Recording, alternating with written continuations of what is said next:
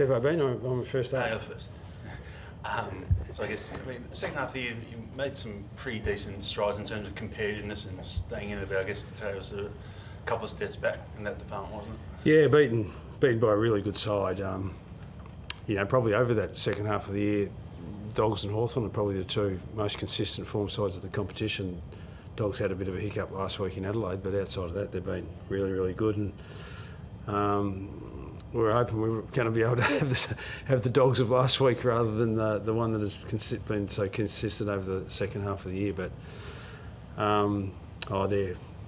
they're a really good side, and they made us hurt in the middle of the ground. Their capacity to control the ball by hand and foot was outstanding today, and we probably did what we expected in the middle of the ground. We won hit-outs, we won first possession, but they're just very, very clean. And unless you're taking advantage of those first possessions and get out yourself, then they're going to punish you. And that happened a lot. We first possession of the footy looks like we're out, and then we turn the footy over to them, and then going back the other way.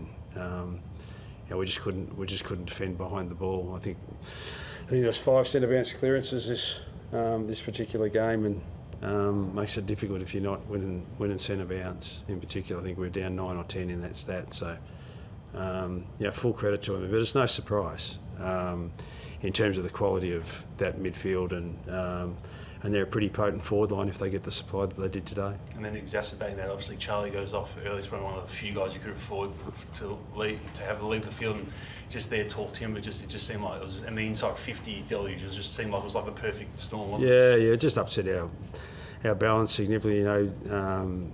Charlie came off the ground, and then Nick Larkey hobbled off the ground not long after. He was able to return, of course, but a little bit lame, and young Bergman was concussed as well. So that's not ideal, but that's footy. It's a combative game, and it's brutal in some ways in that aspect. But that's the game we play, and we still had chances with the footy, irrespective of what happened in terms of our injury toll, to be able to be a little bit better than what we were. And but we played a really, really good side, and you're right.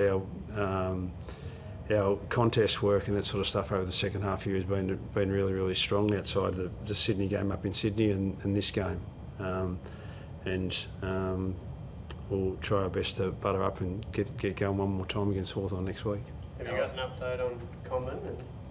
No, only that he obviously a really, really heavy knock, and we got told he's going to be out with concussion through concussion protocols. So we'll go in after this and speak to our docs and medicos about he and others what the outcome of the game is. There was obviously the lower leg as well with Charlie. Do you know whether there were 2 separate incidents? Or No, I don't. The leg in that? No, we're actually surprised when he was coming off that he was hobbling. I was half hoping he might have had a corky and he might be able to come back on, but then we got the call, and it's concussion as well, so we knew he was out for the game. But I've got no idea what the lower leg is. And he obviously sort of brushed the trainer off initially, and players just never want to come off in those situations.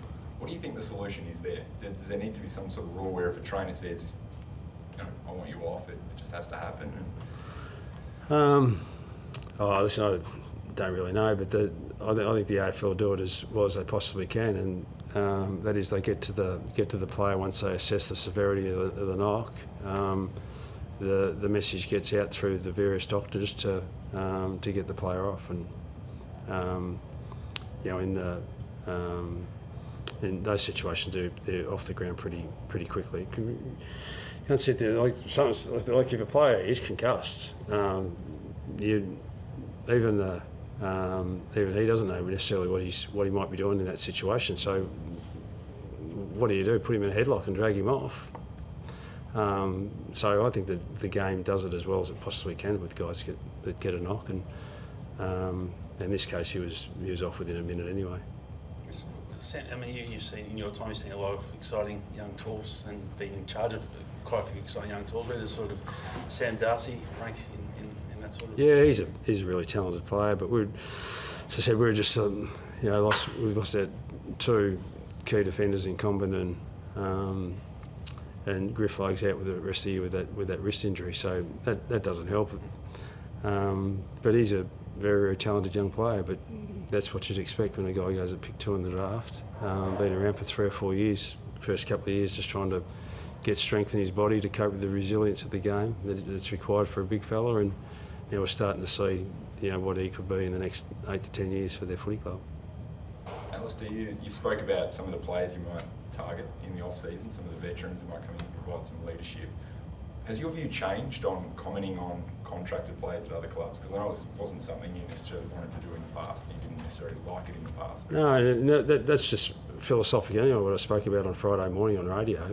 The discussion is very, very different to a press conference. It's about where's your overall list and where you're going and what do you think you need. And it's just like we're searching for leadership type of players that in the twilight of their careers. And it's just like, are we targeting specifics? No, I've got to name Dangerfield in there. Jeremy Cameron's available. Yep, he's in the twilight of his career, even though he's still got 3 or 4 good ones probably. But anyone possibly that can come in and help us that's in the twilight of their careers to give us some leadership, because in the mature age in our list that's where we're particularly skinny. So we'll continue to search for that. It wasn't meant to be throwing petrol on the fire for other clubs in terms of it's just like this where we're at. If we did it at Hawthorn when I first arrived there, and we had fortunately there at the club, Shane Crawford and Ben Dixon and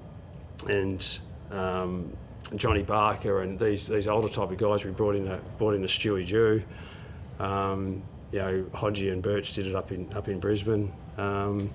And we'll look to do the same sort of thing if the guys are... But all these guys that we're talking about are all contracted to their clubs. So it was just that we're looking for a type of player. It doesn't specify about any individual. And if they become available to come and be an asset for a footy club, then we're prepared to explore it. You're naming players, like you know what you're doing. Like when you name a player, like that's going to be discussed. Well, we'll just shut up and say nothing then. No, it's not saying that. It's just yeah. it's something in the past you haven't liked contracted players being discussed, and then you've just sort of just done it yourself. But it's these guys are in the twilight of their careers. If we don't want to crowbar anyone out of their footy club. If they're in the twilight of their footy careers and they say, "Gee, I'm not going to get a game at the club I'm at," because they're a pretty good side and they're moving on with the next generation of player. But there might be another club out there that might give me a couple of years. Then that's the market that we're in, we're all about trying to get our club as good as we possibly can, and maybe the best thing is just to shut up and not give anything to the media at all, and that will be to the detriment of the game, I'd reckon. So maybe I'll do that next time. Clarko, 5th year in a row now for the club. 4 wins or fewer guaranteed. What's the aim for next year? Is there a number? Is it like 8 wins minimum, or is there like a figure? No, we never work to that. Yeah. And once again, it's just a nice little media story that can, this is where we expected to finish, or this is how many games they're expected to play or win. Where we look for little things, like even out of today's game, Robbie Hanson kicking a couple of goals and looking a lot tidier with the ball and a lot more comfortable at the level. That's a little win for us. Out of these sorts of games, we moved McKercher forward in the second half, probably halfway through the third quarter, and saw some real excitement with him carrying the footy. Now, unfortunately, the ball didn't bounce up to him a couple of times when he was out and free, but.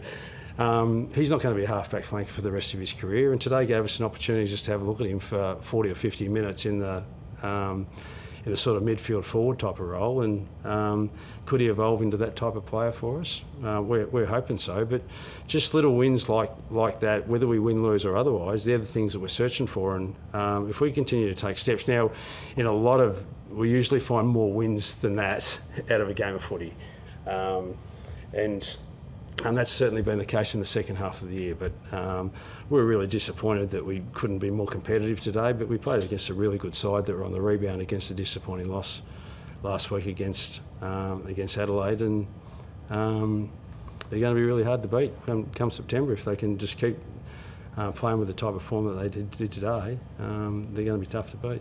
I guess for 2025, does the club view it as like the year where you finally it's like the performance of the last 5 years that they're in the review, and we can sort of look to 2025 as the year where you see real signs of promise and improvement. Well, That's all.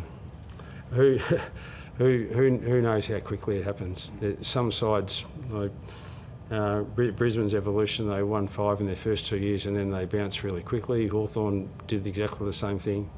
You're looking at the Hawthorn side this year, who started the year with a poor win-loss record, but then got going and taking it all before them. So who knows how long it takes? But some clubs take much longer, and it's just, we'd like to think that we've got the crystal ball to say exactly when it's going to land, but we just don't know. But yeah, we'll continue to search for little things in our game to try to make progress and give our supporters and our players and club hope that we're on the right track. Good stuff. Cheers, guys.